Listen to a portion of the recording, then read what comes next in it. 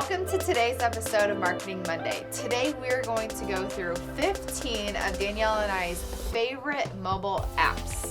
Now there are two categories that these apps fall into: creating the content and planning the content before you create it. So of course, we have to have a plan. And the best way to create a plan is to visually use an app that allows you to do just that. The first apps that we're going to recommend for you is a scheduling tool for Instagram. Now there are 4 different companies that do very similar things when it comes to scheduling out your Instagram feed. Those apps are called Plann, that's spelled Plann. There's another one called Planoly, which is Planoly.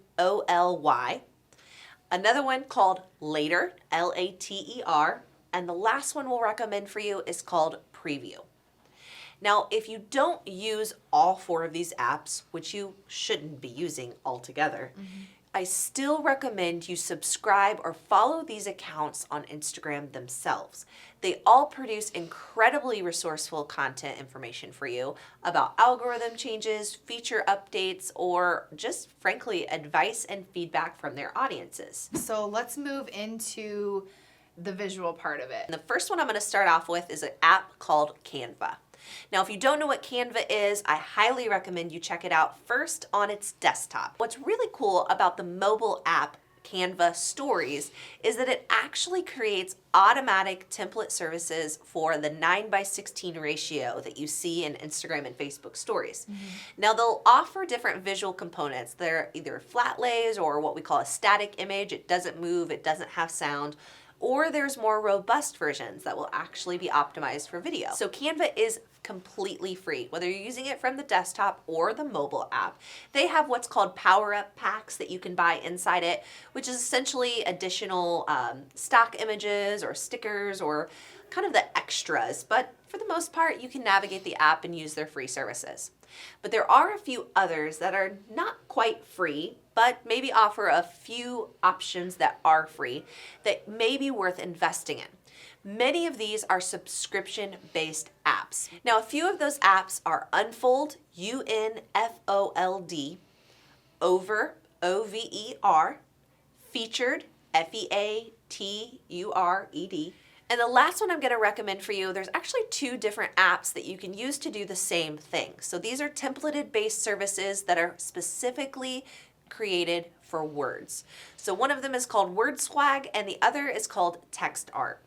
Essentially, these are going to create those really unique formatted text blocks that you can put over any type of photo, create captions with, or really just take any story that you're creating through a third-party app like Canva Stories or Over or Featured and upload it into Word Swag or Text Art and apply those text features completely separately. Let's move into 3 more apps that you absolutely must download. Now, the first one that we're going to talk about is going to give you the ability to take your live images and create boomerangs or loops with them. What's fantastic about it is if you don't actually open the Instagram app to create your boomerang right away, and you just capture a photo natively on your phone, you can use the app Lively, Lively. And that app will allow you to take an older than 24-hour live photo and create a boomerang. Now, Instagram will do this naturally for you if you have a photo that was taken in the last 24 hours. But if that photo is older than 24 hours, that automatic function in Instagram no longer works.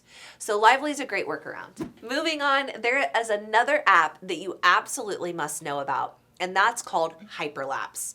Now, I won't bore you with how to spell it because it's spelled just like it is, but Hyperlapse essentially allows you to take a quick fast forward of you doing whatever it is you're trying to showcase. If you're looking for just a quick 2-second speed up, 10-second, 30-second, 1 minute, whatever you're looking for, Hyperlapse allows you to do that all within the Hyperlapse app. Now, you do have to create the content inside Hyperlapse to use this feature. So you cannot take a previously recorded video, upload it into Hyperlapse, and then have Hyperlapse fast forward it for you. You have to capture it in the app. And last but not least, Clipomatic. Now, we have mentioned Clipomatic in previous episodes before. If you don't know what it is, it creates the text in whatever format font you prefer automatically for you as you speak. So it's essentially your dictation service that's automatic. Now it's not perfect, but you can edit it inside the app. So if it does mistype or you misspoke, you can fix it.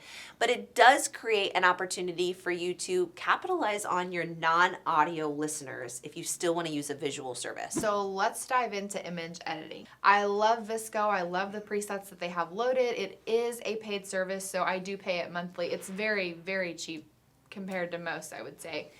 And then the style of VSCO is more of the film style. A lot of the presets have grain to them. You can copy and paste your presets, and you can save your own presets within the app as well.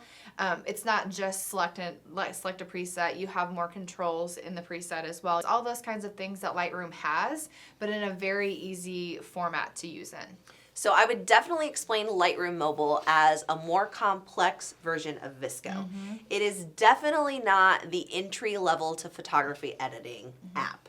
If you've never edited a photo before, if you don't know what it means to desaturate a photo or to increase the clarity, you probably don't belong in the Lightroom Mobile space yet. But once you're ready for it, I definitely recommend you give Lightroom Mobile a try. First of all, it's free. The app is completely free for you to use, and it offers a really robust amount of capabilities. Most importantly, it allows you to create those same presets, although it does not have the templated presets installed. So you will be fully responsible for creating those presets inside the app unless you want their standard vivid or black and white and some of those standards we've come to expect. What you'll also find with Lightroom Mobile is that there's lots of photographers in social media who will sell their Lightroom presets. Now, many of these Lightroom presets are only for desktop computers, but some also offer the mobile versions as well. So if you're not super savvy when it comes to photography editing, it might be worth your investment to purchase a power-up pack or a particular set of presets from a photographer you love and load them right into your Lightroom Mobile app so that they do the heavy lifting for you. So before we let you go, we're gonna give you one final app that Chas and I both adore. The app is called Mojo, M-O-J-O.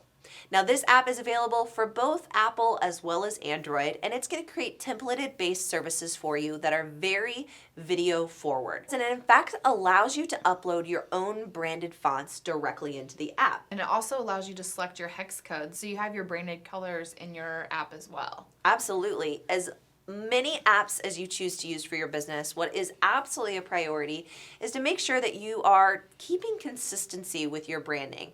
No matter what platform, what app, how you arrive at it, you want to make sure that when I see your content, I know it's your content. All right, guys, that's it for this episode. If you're driving or not in a space where you can